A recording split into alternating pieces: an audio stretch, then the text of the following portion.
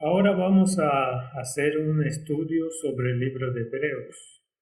Ahora la pregunta es, ¿por qué el libro de Hebreos en este momento particular de la historia? Creo que el libro de Hebreos es probablemente uno de los libros teológicos más importantes del Nuevo Testamento. Reúne el Antiguo Testamento y el Nuevo Testamento y destaca los principios que son absolutamente necesarios para el tiempo que vivimos, así como para el tiempo para el que fue escrito. Ahora, el libro de Hebreos es un libro magnífico y al igual que los judíos en su tiempo entendieron mal el ministerio de Cristo y se suponía que el libro de Hebreos los iluminaría, y estas cosas fueron escritas para nuestro ejemplo. Así que creo que el libro de Hebreos es tan necesario para nuestro tiempo como lo fue para el tiempo en que Jesús anduvo sobre esta tierra. Y así decidimos hacer un estudio sobre el libro de Hebreos. Hace unos años mi esposa escribió un canto sobre Jesús. Y ya que la esencia del libro de Hebreos es todo sobre Jesús, pensé que sería apropiado que comenzáramos con ese canto, porque sentí que la letra era muy adecuada para el tema en general. Pero antes de comenzar, vamos a orar. Padre Celestial, te agradecemos por tu palabra. Te agradecemos que hayas escrito todo lo que es necesario y requerido para los tiempos en los que cada generación, desde los tiempos de Cristo, ha estado viviendo. Y en las circunstancias de nuestro tiempo, Señor, ayúdanos a entender lo que estás tratando de decirnos en este maravilloso libro.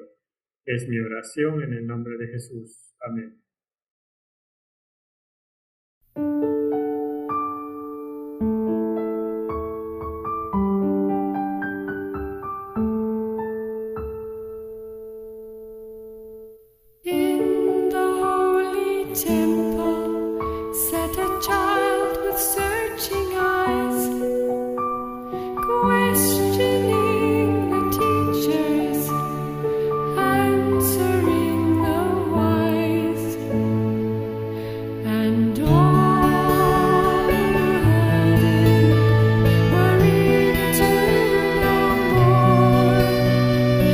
No one had ever seen a child like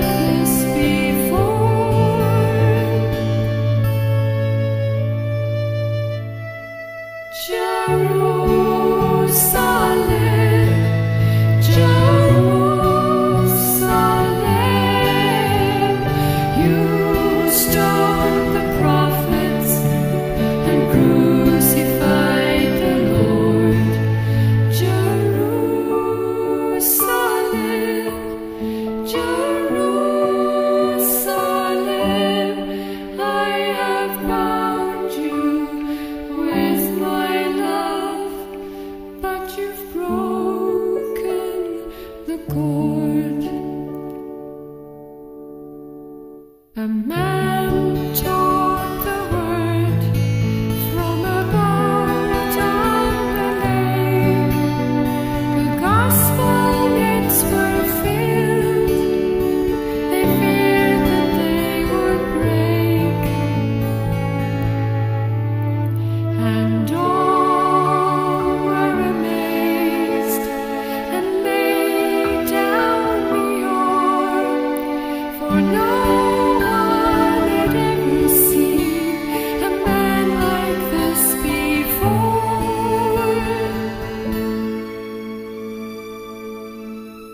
Jerusalem, Jerusalem, you stoned the prophets and crucified the Lord. Jerusalem, Jerusalem, I have bound you with my love, but you've broken the cord. Oh, my Lord Jesus, what have they done to you? You have been so faithful, so loving and so true. But many heard you, simply closed the door, for no one had ever seen God like this before. Jerusalem, Jerusalem, you stoned the prophets and crucified the Lord. Jerusalem, Jerusalem, I have bound you with my love, but you've broken the cord.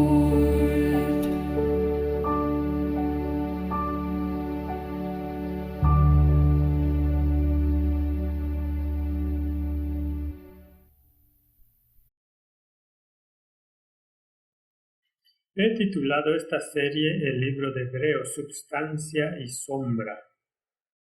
Y creo que la diapositiva básicamente lo dice todo. Hay una cruz con una sombra y un cordero. Y de esto se trata el libro. Y según los reformadores, y aquí también dice en la versión King James de la Biblia, la epístola de Pablo el apóstol a los hebreos.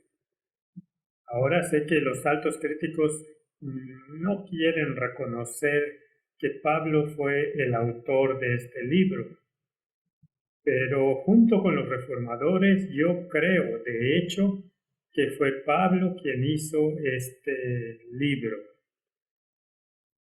Ahora, ¿por qué no se presentó a sí mismo? ¿Por qué se presenta a sí mismo en todos los otros libros, pero no en este?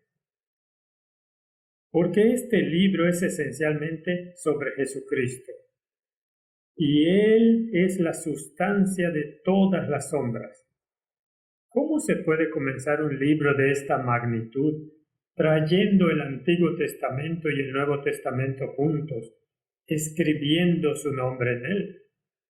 Así que creo que es muy apropiado que omita su nombre en términos de autoría. Ahora, cuando miramos este libro en el primer capítulo tiene solo 14 versos, pero está absolutamente lleno de información. Identifica al Hijo Jesucristo como el Creador. Luego lo identifica como el Salvador. Luego lo identifica como el gobernante. Después lo identifica como Dios. Luego lo identifica como eterno. Luego lo identifica como el Señor Yahvé. Así que básicamente está diciéndonos que se trata de Jesús. Pero antes de sumergirnos en un estudio versículo por versículo de este libro, algunas personas han preguntado, ¿cómo se hace para estudiar algo como esto? ¿Y por qué hay tanta confusión en el mundo? ¿Y cómo podemos estar seguros de que lo que estamos estudiando correctamente? Es algo muy difícil, porque todo lo que leemos en la Biblia puede estar distorsionado. Y ha habido muchas personas que se han convertido en expertos en distorsionar la palabra de Dios. Así que debemos estudiarla con oración. No podemos abrir la Biblia cuando se trata de temas como este sin oración. Y tenemos que pedirle a Dios que nos diga cuál es la esencia del versículo que estamos estudiando. Y no puedes estudiarlo de forma aislada porque se vincula con otras partes de las Escrituras. De hecho, la mayoría son citas de las Escrituras. Así que tienes que traer el pasado al presente y compararlo versículo por versículo. ¿Y qué recursos se usan para estudiar un libro como el libro de Hebreos? Bueno, en esta época tenemos muchos recursos disponibles para nosotros. Hay programas bíblicos como eSword, por ejemplo, que te dará conexiones. Hay discusiones en eSword que puedes usar también. Y puedes ver lo que dijeron algunos de los reformadores, que dicen las concordancias, para que puedas comparar lo que se está diciendo. Y también puedes leer lo que algunos de los reformadores, las personas confiables del pasado, dijeron sobre este libro. Porque creo que Dios, cuando les dio a los traductores las palabras en el idioma original y les dijo que lo pusieran en un idioma que la gente pudiera entender, Él usó personas inspiradas. Y creo que esos primeros reformadores y sus ideas están en armonía con lo que tradujeron. Y luego, por supuesto, tenemos otras cosas disponibles para nosotros. Tenemos el espíritu de profecía, y el espíritu de profecía es un filtro maravilloso. La palabra de Dios y el espíritu de profecía juntos darán una visión general. Y todo lo que se puede extraer de estos escritos debe usarse en nuestro estudio. Luego, por supuesto, están los pioneros.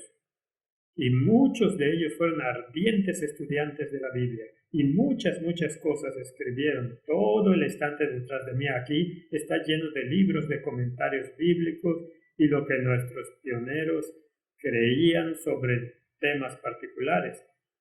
Y podemos estudiar lo que otros teólogos han dicho también.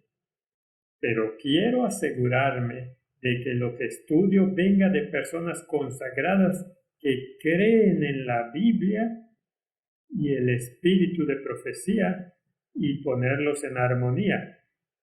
Entonces tengo más fe en lo que están diciendo. Y es bueno tener ideas de tantas fuentes como sea posible.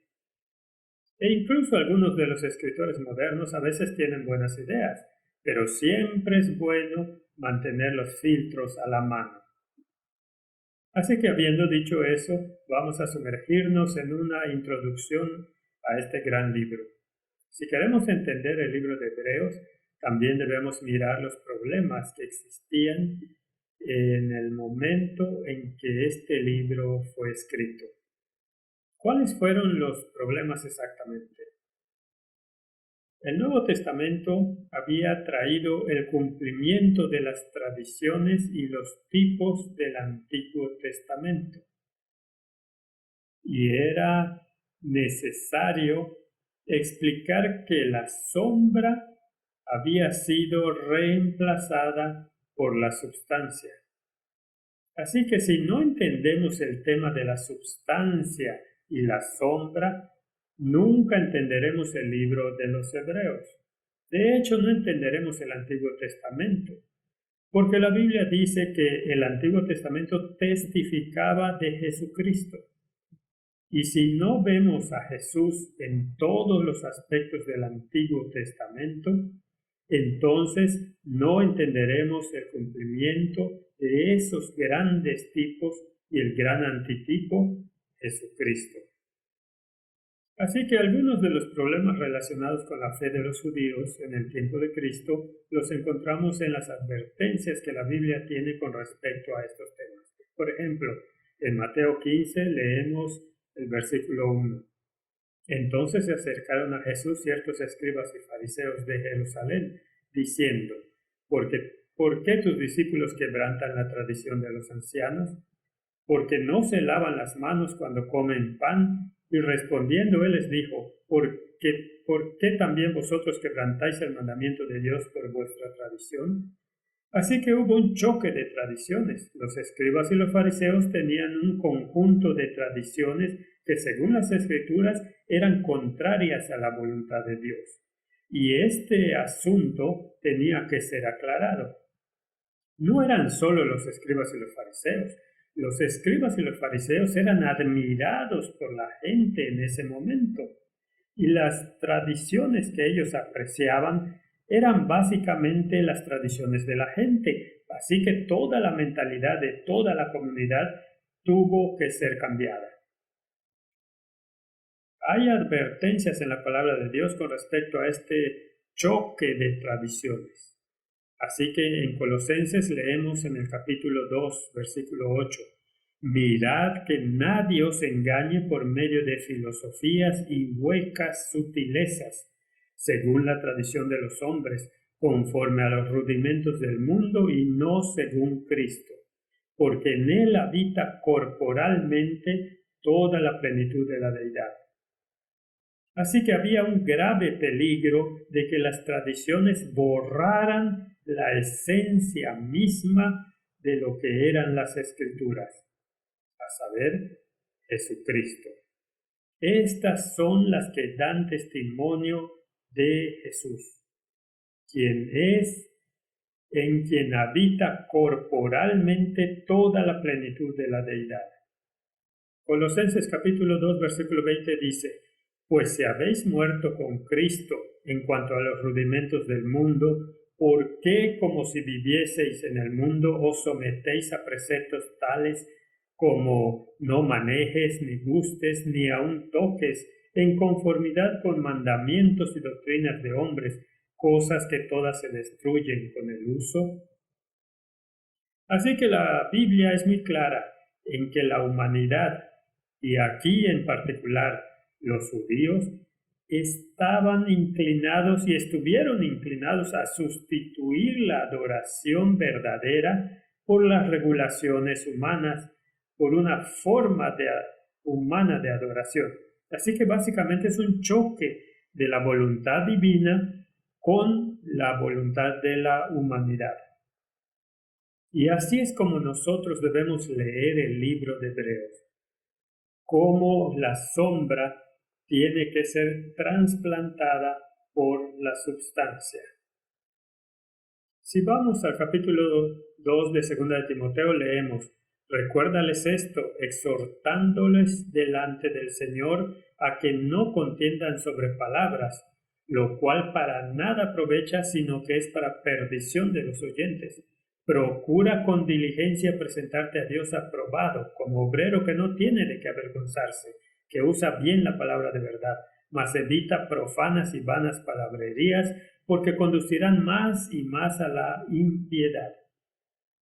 Y en Tito 1:14 leemos, no atendiendo a fábulas judaicas ni a mandamientos de hombres que se apartan de la verdad. Entonces, ¿cuál fue el problema aquí? ¿Por qué la Biblia es tan absolutamente directa en su advertencia contra los mandamientos de hombres y las fábulas asociadas a ello? Bueno, tenemos que remontarnos en el tiempo, y esto se aplica tanto al tiempo presente como a ese tiempo en el pasado. Y pasaremos a la información que encontramos en los escritos judíos llamados el Talmud. Ahora, ¿qué era el Talmud? El Talmud es un compendio de los grandes dichos de los maestros judíos que abarcan muchos siglos.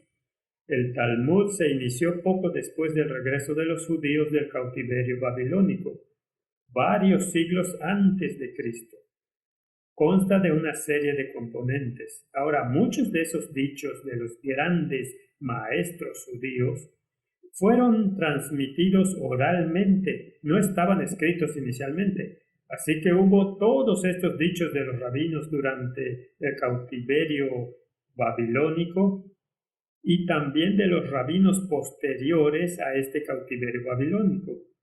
Y finalmente estos fueron escritos y añadidos a medida que avanzaba el tiempo y llegaron a reemplazar las instrucciones de la Biblia. En otras palabras, la gente vivía de acuerdo con estos dichos que eran de hombres y no directamente por la inspiración de Dios. Así que si miramos el Talmud, tiene una serie de componentes. El primero es la Mishnah. Es un comentario sobre el Antiguo Testamento con alrededor de 5.000 Mishnayot o tradiciones. Así que aquí hay un libro que da comentarios y tiene alrededor de 5.000 dichos. Y estos se convirtieron en la norma y el estándar. Y luego está la Gemara, que es un comentario sobre la Mishnah, que contiene miles de leyes, instrucciones y alegorías. Y estas tradiciones orales se convirtieron básicamente en la base de la religión de los judíos. Y fue con estas tradiciones orales que Cristo entró en conflicto, porque las ignoró. Ahora, no todo lo que está escrito en estos dichos es malo, pero algo es directamente contrario a la palabra de Dios. Básicamente, hay 2 Talmuds, así que veámoslos para que podamos entender el trasfondo y por qué la Biblia tiene dichos tajantes cuando se trata de discutir estas supuestas tradiciones.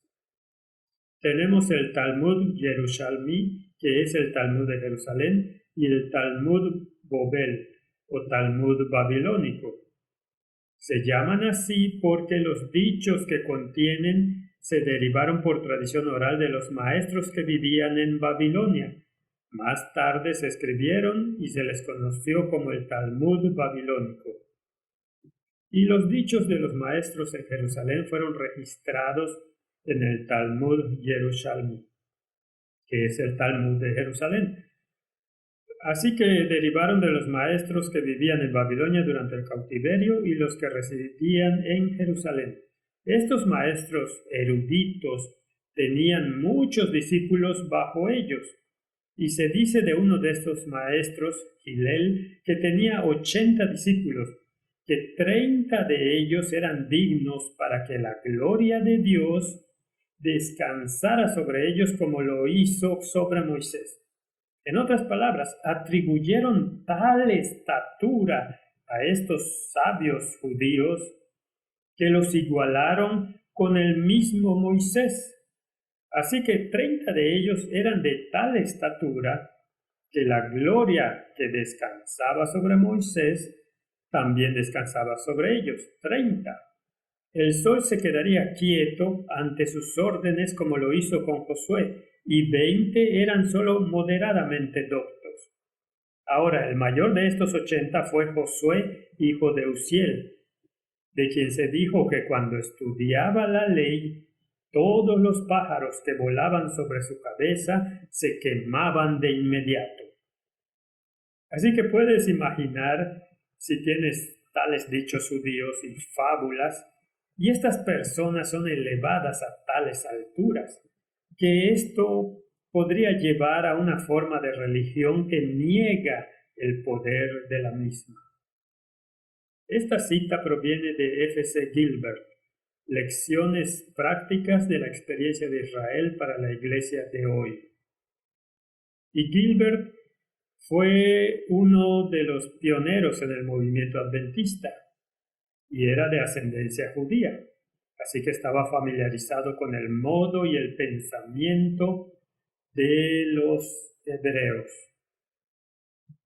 Ahora, si queremos saber un poco más sobre cuál era la situación en ese tiempo y por qué era necesario dar una explicación tan completa como en el libro de los Hebreos, leemos que las tradiciones y leyes siguieron aumentando, incluso si estaban en conflicto entre sí, se las consideró correctas e inmutables y la ley del rabino se convirtió en la voz de Dios. En un momento, por ejemplo, hubo una disputa entre los rabinos y uno de los rabinos dijo que estaba mal comer un huevo que había sido puesto en sábado. Y otro de los rabinos dijo que no estaba mal comer el huevo que fue puesto el sábado. Ahora, ambos están en el Talmud. ¿Cuál de ellos está bien? Bueno, ambos tienen razón porque ambos vienen de estos sabios, pero forzan la ley y dicen que espiritualmente uno está en lo correcto, pero prácticamente el otro debe seguirse. Así que no está bien comer el huevo que se pone el sábado, aunque espiritualmente podría ser correcto. Así es como puedes llegar a ser totalmente confundido en este tema. Algunos ejemplos del Talmud.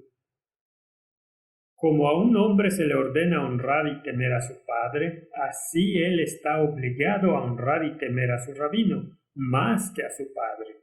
Recuerda que Jesús había dicho que ellos quebrantaban los mandamientos de Dios por sus tradiciones, y aquí está solo uno de los ejemplos. Hay más. Si su padre y su rabino son oprimidos con una carga, primero debe ayudar a su rabino a bajarla y luego ayudar a su padre. Y dice aquí, no debes considerar ningún honor más grande que el honor del rabino, y ningún temor más grande que el temor del rabino. Los sabios han dicho que el temor de tu rabino es como el temor de Dios. Así que esta era la estatura de los rabinos. Y si entendemos esto, entonces nosotros podemos entender algunos de los dichos de Jesús y comprender cuál era la situación en ese tiempo. Aquí hay otra declaración del Talmud. Está prohibido a un discípulo llamar a su rabino por su nombre, incluso cuando no está en su presencia, ni saludar a su rabino, ni devolver su saludo de la misma manera que los saludos se dan o se devuelven entre amigos. Por el contrario, debe inclinarse ante el rabino y decirle con reverencia y honor: que la paz sea contigo, rabino. Así que si entendemos cuál era la mentalidad y nos preguntamos cómo se aplica a nuestro tiempo, entonces podemos ver algunos paralelos. ¿No se ha infiltrado el mismo tipo de pensamiento en las mentes de los hombres en los días en los que vivimos hoy? Mi pastor dijo, mi sacerdote. Y así tenemos estos mediadores, estos sabios que piensan por nosotros y digieren la palabra de Dios por nosotros y nos alimentan con esa palabra. Pero ¿es esa la voluntad de Dios? ¿O deberíamos todos y cada uno de nosotros ser individualmente responsables de lo que creemos? ¿Y cómo actuamos de acuerdo con nuestra conciencia junto con la palabra de Dios? Así que no es de extrañar que Jesús dijera en Mateo 23, versículo 4, porque atan cargas pesadas y difíciles de llevar y las ponen sobre los hombros de los hombres, pero ellos ni con un dedo quieren moverlas. Antes, hacen todas sus obras para ser vistos por los hombres, pues ensanchan sus filacterias y extienden los flecos de sus mantos, y aman los primeros asientos en las cenas, y las primeras sillas en las sinagogas, y las salutaciones en las plazas, y que los hombres les llamen Rabí, Rabí. Pero vosotros no querráis que os llamen Rabí, porque uno es vuestro Maestro, el Cristo, y todos vosotros sois hermanos. Y no llaméis Padre vuestro a nadie en la tierra, porque uno es vuestro Padre, el que está en los cielos. Tenemos un pequeño vistazo de lo que Jesús está diciendo aquí y cuál fue la confrontación. Y tenemos un pequeño vistazo de la situación en nuestro tiempo. Así que aquí estamos hablando de una elevación eclesiástica, pero la Biblia dice que no hagas eso. No llames a nadie tu maestro ni te inclines ante él. Y por si acaso, no llames a nadie tu padre espiritual aquí en la tierra, porque tienes un padre y ese es tu Padre que está en el cielo. Así que tenemos sistemas religiosos en el mundo hoy donde a los eclesiásticos se les llama Padre y a algunos incluso presuntuosamente se les llama Santo Padre y luego tenemos que obedecer sus señales aunque sean contrarias a la palabra de Dios. Así que lo que fue en ese tiempo es lo mismo que vemos y estamos viviendo en nuestros tiempos. Así que este es un problema muy serio. Si queremos entender lo que Dios está tratando de decirnos, entonces leamos la palabra de Dios por nosotros mismos. Por ejemplo, enseñaron que la ley escrita era como el agua. En otras palabras, la palabra de Dios era como el agua, pero la ley oral, la Mishnah, era como el vino. Y la Gemara, esas miles y miles de leyes de las que la Biblia no sabe absolutamente nada, eran como el vino especiado. Y el rabino Judá, hijo de Tamai, dijo que un niño de 5 años debería estudiar la Biblia, a los 10 la Mishnah y a los 15 la Gemara. Esa es una arrogancia que es simplemente increíble. En otras palabras, la Biblia es para niños de 5 años, para niños de leche. Pero la Mishnah y la Gemara son las palabras de los sabios. Sí, aunque te dijeran que tu mano derecha es la izquierda y la mano izquierda es la derecha, hay que creerlo. Así que esto viene directamente del Talmud. Tenemos una situación similar en otras organizaciones hoy en día. La orden de los jesuitas no dice que si algo es negro y el general dice que es blanco, debes creerlo. Y aunque Dios les dé un perro como general, no deben dudar en obedecer absolutamente. Tenemos exactamente la misma situación en el mundo de hoy, como la que Jesús se enfrentó en el tiempo que anduvo sobre esta tierra. Nada ha cambiado. La palabra del eclesiástico se supone que debe tomarse como la misma palabra de Dios, cuando a menudo está en conflicto directo con la palabra de Dios. Entonces, otro tema que es muy importante, y de esto se trata el libro de Hebreos, es una comparación entre el ritualismo y la adoración verdadera. Ahora es cierto que el Antiguo Testamento tiene muchos rituales. ¿Son esos rituales incorrectos? No, si se entienden correctamente, esos rituales te llevarán a una comprensión completa del plan de salvación. Pero cuando se aplican incorrectamente, cuando el ritual se convierte en la substancia, entonces has ignorado la substancia a la que el ritual debería llevarte. Si el ritual te lleva a las enseñanzas de los hombres, entonces has perdido la secuencia. Por eso el libro de Hebreos es tan importante, no solo para la época en que fue escrito. Y entender lo que está escrito en el contexto de la época en que fue escrito es lo que llamamos exégesis.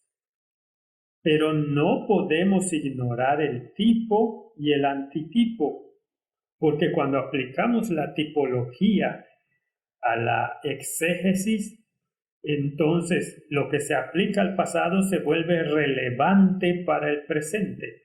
Y así es como esto que se escribió para el pasado fue escrito para nuestra amonestación. Así que echemos un vistazo a uno de los grandes ejemplos en la Biblia del ritualismo versus la adoración verdadera. En Marcos 7:9 leemos: les decía también, bien invalidáis el mandamiento de Dios para guardar vuestra tradición. Entonces el folclore, la tradición y la fe entran en conflicto. ¿Y en qué se basa tu fe? ¿En un ritual? ¿Está basada en la liturgia o en la substancia? Por lo que el ejemplo que da la Escritura es: Jesús sana a un hombre cojo junto al estanque de Betesda. Sé que hemos hablado de esto en otras series también, pero es muy importante, especialmente para el tiempo en el que vivimos. Así que Jesús viene a este estanque y encuentra a este hombre cojo y le dice: levántate, toma tu cama y anda, violando cada una de esas leyes que están en los escritos de los sabios judíos. Así que estos 3 mandatos estaban prohibidos para los judíos en el día de reposo. En la Biblia no dice nada al respecto, pero eso es lo que ellos creían.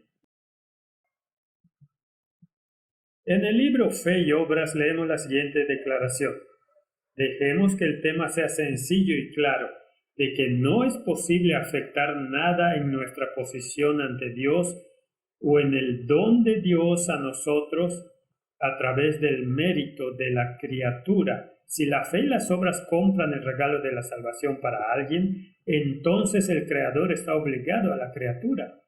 Esta es una oportunidad para que la falsedad sea aceptada como verdad. Si algún hombre puede merecer la salvación por cualquier cosa que haga, entonces está en la misma posición que el católico para hacer penitencia por sus pecados. La salvación entonces es en parte una deuda para que pueda ganarse como salario. No creo que pueda decirlo de manera más sucinta. Este es el gran peligro cuando el ritual se convierte en tu medio de salvación. Cuando lo que haces te gana la salvación. Como realizar una peregrinación, como participar en la misa, como realizar algún ritual religioso, yendo a un lugar específico para recibir una bendición específica, como encontramos en la mayoría de las grandes religiones del mundo. Luego de haber cumplido con ese deber, ese mérito se gana con tus acciones, pero no existe tal manera en la Biblia. Y al hombre le encanta sustituir con el ritualismo la sustancia de la verdad. Así que veamos esta historia nuevamente. Era un día de reposo y Jesús fue al estanque de Betesda que tenía 5 pórticos. Esta historia se aplica a toda la humanidad. En estos yacía una multitud de enfermos, ciegos, cojos y paralíticos que esperaban el movimiento del agua.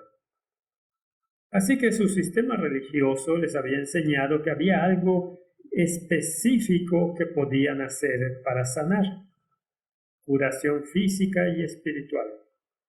Había un estanque que probablemente tenía algo de actividad térmica y de vez en cuando aparecían burbujas en el estanque.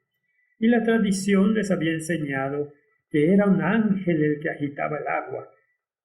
Y así hay miles de personas que acuden a curanderos particulares con circunstancias particulares, y a menudo el agua se asocia con eso, como el agua de Lourdes, por ejemplo. Si tan solo pudieras entrar en contacto con esta agua, algo milagroso sucedería. Y la gente basa su fe en cosas como estas, cuando tenemos acceso directo al trono de Dios. Así que aquí estaban estas personas, y la Biblia describe a estas personas como impotentes, ciegos y paralíticos. mientras están esperando que estos eventos ocurran. ¿Y qué tipo de Dios es este que seleccionará a una persona porque puede ser más fuerte que otro y se las arregla para llegar a esa agua? ¿O más rico que el otro hombre y puede permitirse el boleto de avión para volar a estos lugares, para entrar en contacto con esta agua? ¿Qué clase de Dios es ese? ¿Es ese Dios que se preocupa por los más débiles y los más pobres también? Así que esperaban este movimiento del agua y luego se curaban. Pero el problema era que solo los más fuertes tuvieron éxito en esta empresa. Y había un hombre, lo cual es muy genérico, y había allí un hombre que hacía 38 años que estaba enfermo. Ahora, este periodo de tiempo, 38 años, es una referencia al periodo de tiempo en que los judíos fueron enviados de regreso al desierto. Habían vagado durante 2 años en el desierto y estaban a punto de cruzar a Canaán, cuando el informe de los espías trajo un informe maligno. En otras palabras, un informe en contradicción con la promesa de Dios. Y fueron enviados de regreso al desierto durante 38 años, lo que hace un total de 40 años vagando por el desierto. Durante ese tiempo eran básicamente impotentes, se detuvieron ciegos y se paralizaron, y lo demostraron una y otra vez. Así que esto era una referencia a la nación judía, escondida en una historia, en una alegoría si lo prefieres. 38 años, refiriéndose a una nación judía que no confiaba en las promesas de Dios. Y cuando Jesús lo vio acostado y supo que llevaba ya mucho tiempo así, le dijo: ¿quieres ser sano? Ahora, ¿cuál era el requisito? Tenía que ir al estanque, tenía que seguir el ritual. ¿Jesús apoyó su tradición? Por supuesto que no. Todo lo que tenía que tener era un ojo de fe, mirando al hombre parado frente a él. Señor, le respondió el enfermo, no tengo quien. Ahora, si lo ponemos en nuestros tiempos modernos, ¿no hay muchos pastores que te invitan a tales eventos? ¿No realizan grandes actuaciones? ¿No llaman fuego del cielo? Y sin embargo, la humanidad está más desamparada ahora que nunca en la historia que ha concebido este planeta. Creo que es cierto que si tratamos de seguir estos rituales, entonces podemos decir: Señor, no tengo quien me meta en el estanque cuando el agua se agita. Entre tanto que yo voy, otro desciende antes que yo. Jesús le dijo: levántate, toma tu lecho y anda. Dale la espalda a estas débiles tradiciones que no llevan a ninguna parte, que se basan en conjeturas y dichos de personas que no tienen prácticamente ni una conexión con la palabra de Dios, que dicen que esto es para los niños de 5 años, pero si quieres volverte inteligente, entonces escucha lo que decimos. El versículo 10 dice: los judíos le dijeron al que fue sanado: es día de reposo, no te es lícito llevar tu lecho. Así que la ley humana, la tradición humana, se pone por encima de la ley divina. Después le halló Jesús en el templo y le dijo: mira, has sido sanado, no peques más. Entonces tienes todo el plan de salvación en una frase corta: has sido sanado. ¿Qué lo hizo sano? Una mirada de fe a los ojos del que estaba parado frente a él. Y luego la amonestación: no peques más, vuelve a estar en armonía con la ley de Dios para que no te venga alguna cosa peor. El hombre se fue y dio aviso a los judíos que Jesús era quien lo había sanado, y por esta causa los judíos perseguían a Jesús y procuraban matarle, porque hacía estas cosas en el día de reposo. Si el tipo se encuentra con el antitipo, ¿Podemos esperar que suceda algo similar en el tiempo en el que vivimos? Por supuesto. Creo que es inevitable, porque nuestra mentalidad no es nada diferente a lo que era en el tiempo de Jesús. Así que perseguirán a los que señalan a Jesús y la obediencia a sus preceptos. Vayan y no pequen más, regresen a la ley de Dios. Y a los que elevan la ley, incluida la ley de autoridad, que es el día de reposo. Y Jesús les respondió: mi Padre hasta ahora trabaja y yo trabajo. Por eso los judíos aún más procuraban matarlo, porque no solo había quebrantado el sábado, sino que también dijo que Dios era su Padre, haciéndose igual a Dios. Aquí está el meollo del asunto. Mi pregunta es: ¿las grandes religiones del mundo consideran a Jesús como uno con el Padre, igual a Dios, sí o no? La respuesta es absolutamente no. Y aquí hay otra pregunta. Incluso en el gran mundo cristiano, en el movimiento ecuménico que quiere abrazar cada vez más a la humanidad, ¿Jesucristo está siendo degradado al nivel de cualquier otro maestro religioso del mundo? Claro que sí. De modo que el mismo problema que enfrentamos aquí lo estamos enfrentando hoy. Y ese problema se refiere a la autoridad del Hijo. Y esto es lo que va a tratar el libro de Hebreos. Y es por eso que es esencial que lo entendamos e interioricemos. Ahora, la autoridad del Hijo es un encabezado que los traductores de la King James pusieron allí. Juan 5:19.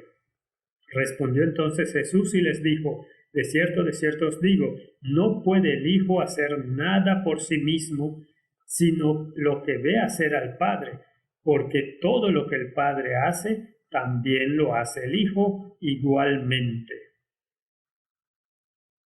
Esto es increíblemente importante. En otras palabras, Jesús está diciendo que Él es exactamente como el Padre. Cualquier cosa que haga el Padre, Él también lo hace. Porque el Padre ama al Hijo y le muestra todas las cosas que Él hace, y mayores obras que éstas le mostrará, de modo que vosotros os maravilléis. Porque como el Padre levanta a los muertos y les da vida, así también el Hijo a los que quiere da vida. Porque el Padre a nadie juzga, sino que todo el juicio dio al Hijo. Este es el meollo del asunto. Por eso tenían que destruir a Jesús, porque había suplantado su religión con la de la substancia, con la de sus tipos y sombras que se habían rodeado, con sus propias leyes rituales. Habían sido reemplazados por la verdadera religión de la adoración verdadera. Dice en el versículo 38, ni tenéis su palabra morando en vosotros, porque a quien Él envió vosotros no creéis. Quisiera decir que la humanidad ha llegado al punto en que Jesús está absolutamente excluido, incluso en la ley, en las salas legislativas. Y quisiera ir aún más lejos. Incluso en los círculos eclesiásticos, Jesús está siendo reemplazado con virtudes sociales dictadas por otra fuente. Si no volvemos a poner a Jesús en el centro, de esto se trata el libro de Hebreos, entonces habremos perdido la trama. Dice el versículo 39, escudriñad las Escrituras porque a vosotros os parece que en ellas tenéis la vida eterna y son ellas las que dan testimonio de mí. Y este es el problema. Si no encontramos el meollo del problema, entonces habremos perdido la trama. Y por millones estaremos corriendo hacia el precipicio, guiados por guías ciegos que piensan que sus tradiciones y sus interpretaciones son de más valor que las de las Escrituras. Y no queréis venir a mí para que tengáis vida eterna. ¿Se aplica eso al tiempo que estamos viviendo? ¿Cuántas personas quieren encontrar la solución en Jesucristo? No, quieren encontrar la solución en cualquier legislación que estén pensando, pero la solución no está ahí. Si tú no vienes a Cristo, no puedes tener vida. Gloria de los hombres no recibo, mas yo os conozco que no tenéis amor de Dios en vosotros. Yo he venido en nombre de mi Padre y no me recibís. Si otro viene en su propio nombre, a ese recibiréis. Este es el meollo de la cuestión, y esto es de lo que trata el libro de Hebreos. La supremacía del Hijo, la substancia de todas las sombras. ¿Cómo podéis vosotros creer? Pues recibís gloria los unos de los otros y no buscáis la gloria que viene del Dios único. ¿Vemos una situación como esta en el mundo? Vemos a los eclesiásticos del mundo haciendo peregrinaciones a Roma, por ejemplo, para recibir honores unos de otros, para darse palmaditas en la espalda y hablar sobre temas que se basan en la así llamada doctrina social, cuando la Biblia nos dice cuáles son las soluciones a los problemas de la humanidad. No penséis que yo voy a acusaros delante del Padre. Hay quien os acusa, Moisés, en quien tenéis vuestra esperanza. Ellos tenían una forma de piedad. Profesan creer las Escrituras. Ellos profesan creer lo que Moisés ha dicho, pero lo habían ritualizado. Porque si creyeseis a Moisés, me creeríais a mí, porque de mí escribió él. Pero si no creéis en sus escritos, ¿cómo creeréis a mis palabras? La humanidad está exactamente en el mismo punto, y por eso es tan importante que cada cristiano se tome el tiempo para estudiar la palabra de Dios en oración y para interiorizarla por sí mismo, porque los guías de este mundo, los grandes eclesiásticos de este mundo, sin importar cómo sean sus filacterias y los mantos que están usando, no podrán ayudarte a través del tiempo al que nos dirigimos. Si no creen en sus escritos, ¿cómo creerán a mis palabras? Así que el libro de Hebreos, ¿de qué se trata? Traté de escribir algo aquí para intentar aclararlo. Creo que el libro de Hebreos une el Antiguo y el Nuevo Testamentos en un evangelio armonioso. Una hermosa historia de redención. Cuenta la historia tan sublime que será el estudio por la eternidad. El libro de lecciones del universo que nunca más será pisoteado o distorsionado por los caprichos de los hombres y demonios. Este libro es el expositor de substancia y sombra que debería disipar para siempre la superstición y la forma en materia de religión. Un árbol proyecta una sombra, pero solo podemos trepar al árbol y no a la sombra. Es bastante obvio. La sombra nos dice algo sobre el árbol, pero solo la substancia puede soportar nuestro peso. Una carta de un ser querido es dulce y podemos leerla una y otra vez para acercarnos lo más posible a la fuente, pero nunca podrá reemplazar el abrazo del ser amado. La carta puede consolar y dar esperanza, pero el abrazo trae descanso. Así es como debemos ver las Escrituras. Así es como debemos discernir lo que es sombra y qué es substancia. Y no convertir la substancia en una sombra. El libro de Hebreos habla de una carta de amor de Dios a la humanidad. Una promesa de substancia velada en las sombras. Provee un atisbo de la luz celestial, pero los hombres amaban las sombras y la oscuridad más que la luz. Él vino, nos dice la Biblia en Lucas 1:79, para dar luz a los que habitan en tinieblas y en sombra de muerte, para encaminar nuestros pies por camino de paz. Y en Juan 1:4 dice, en él estaba la vida y la vida era la luz de los hombres. La luz en las tinieblas resplandece y las tinieblas no prevalecieron contra ella. Ahora, ¿No es triste que encontremos exactamente la misma situación en el mundo de hoy? Hay tanta oscuridad en el mundo. Rechazan la luz. Han cambiado el tipo y la substancia de la misma en una historia mitológica y han barrido la verdad, como está escrita en este libro. Cualquier ismo que haya surgido, si es evolucionismo, si es el alto criticismo, sea lo que sea, todo está diseñado para destruir la veracidad de este libro. La gente ama la oscuridad, se deleita con ella, la enseñan en nuestras universidades. Juan 3:19. Y esta es la condenación, que la luz vino al mundo y los hombres amaron más las tinieblas que la luz, porque sus obras eran malas. Esta es la situación en la que nos encontramos y es por eso que el libro de Hebreos es de tanta importancia. Si nos remontamos a la época de los judíos, ellos incluso proclamaron lo siguiente, Juan 11:49. Entonces Caifás, uno de ellos, sumo sacerdote aquel año, les dijo, vosotros no sabéis nada ni pensáis que nos conviene que un hombre muera por el pueblo y no que toda la nación perezca. Nuestras tradiciones son tan importantes, nuestras culturas son tan importantes, que si aceptamos la substancia, entonces todo nuestro sistema religioso sería eliminado. Es mejor sacrificar la substancia, es mejor sacrificar a Cristo que perder nuestra influencia y nuestro ritual.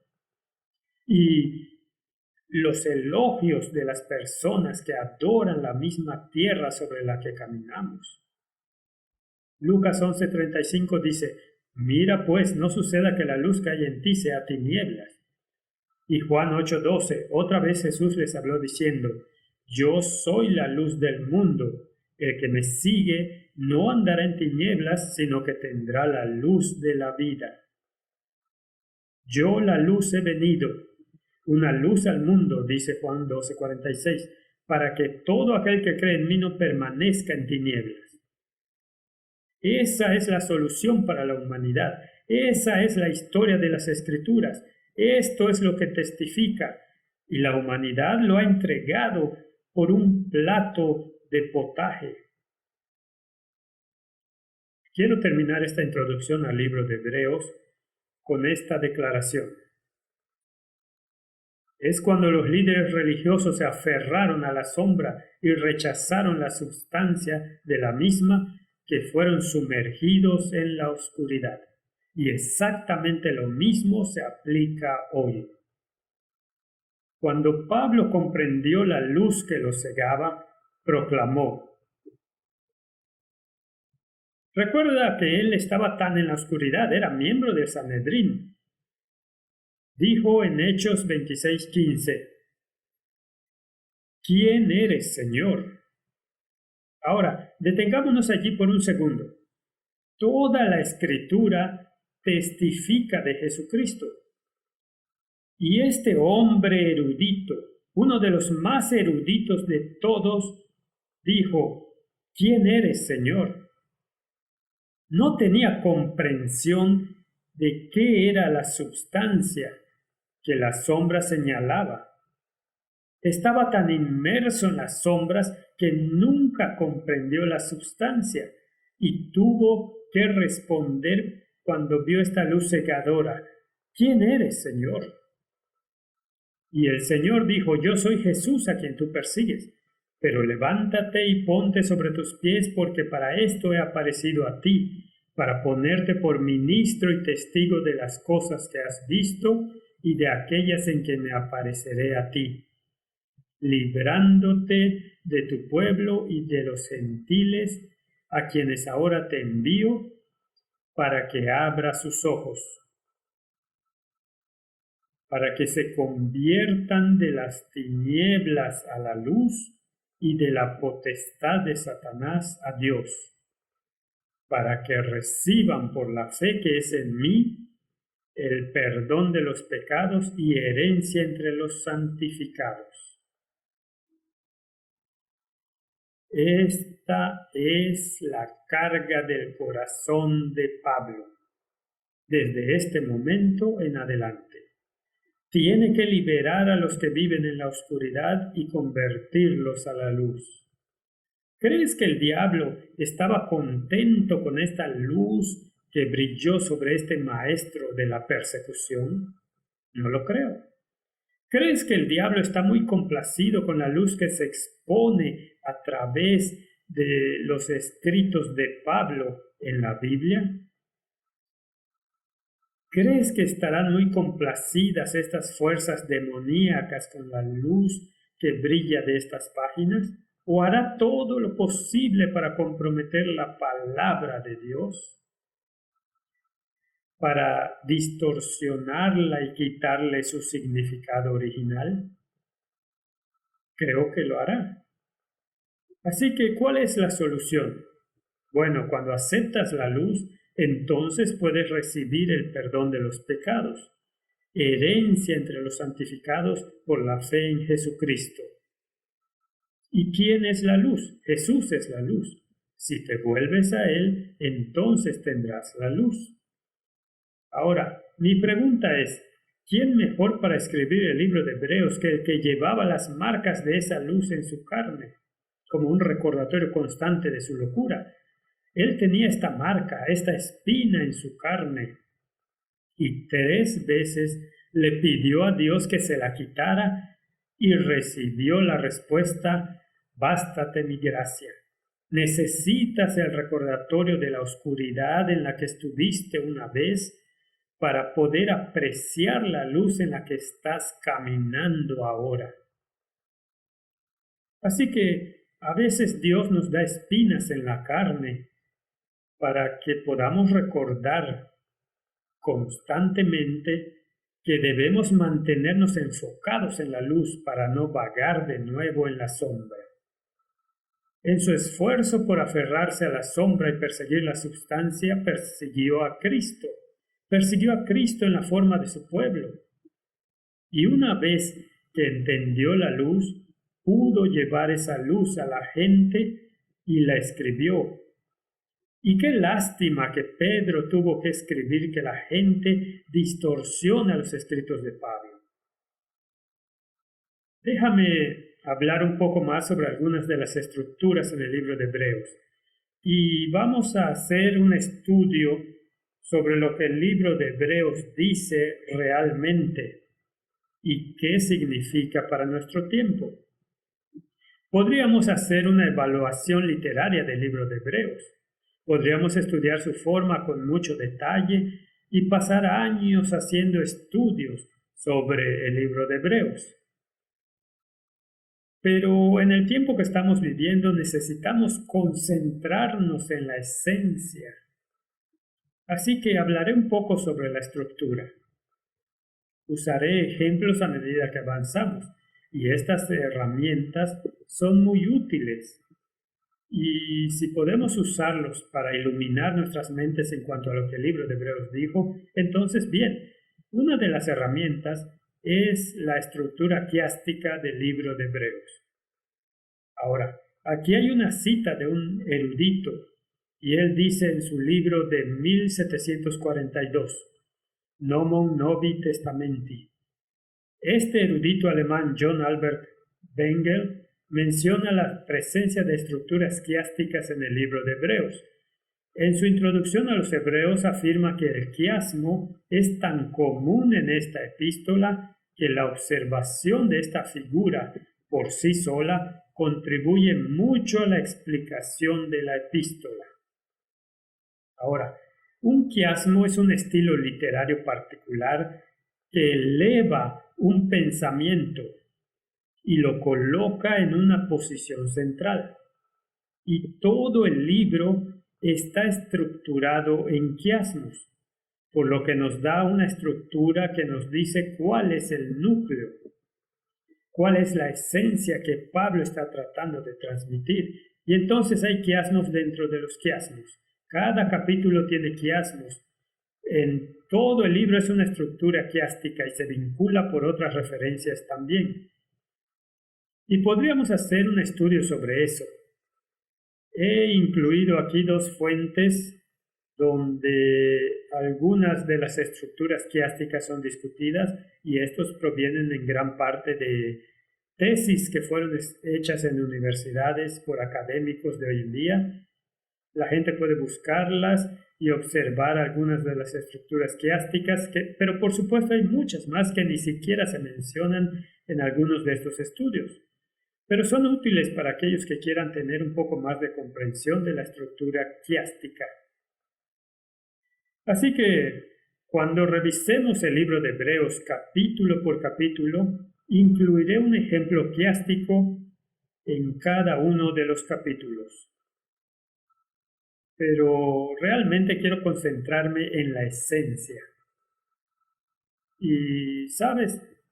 Cuando retrocedes a esta época de la historia, cuando Pablo escribió este trabajo, y piensas que estaba tratando de explicar a sus conciudadanos, que estaba escribiendo a los hebreos lo que la sustancia de sus sombras era, y por qué era tan importante aceptar esta sustancia para que no vagaran en la oscuridad de las sombras.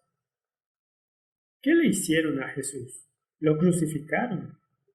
Es absolutamente asombroso que con el ejemplo que dio, la vida que llevó, que lo tomaran y lo crucificaran.